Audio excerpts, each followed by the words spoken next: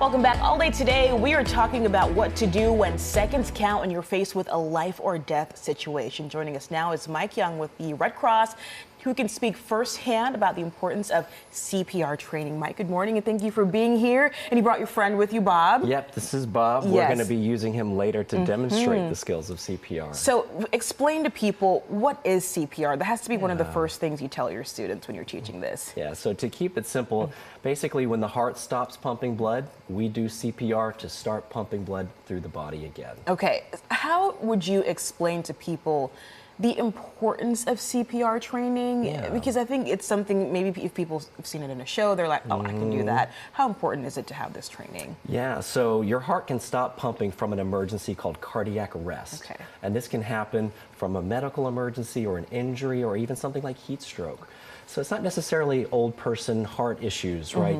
An emergency like cardiac arrest can happen to a young person or even a football player like we saw a few years ago. Yes. And so having this skill to be able to start pumping blood for a person again is essential in that moment. How often do you ever hear from people who say they've used your training?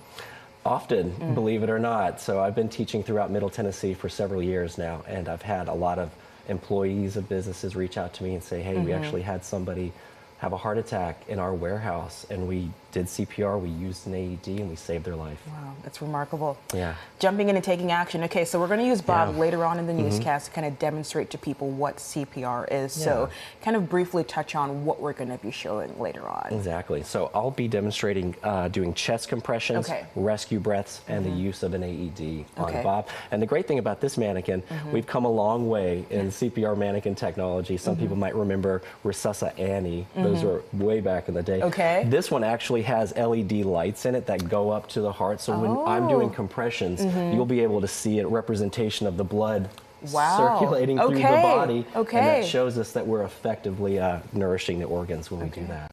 All right, we're going to be looking forward to that in just a few minutes on News 11. Thank you, Mike. Stick around. Thanks. Stick around, Bob. We're going to be demonstrating this, guys, later on in the newscast, so stay with us. And we're going to be covering what to do when seconds count all day today on News 2.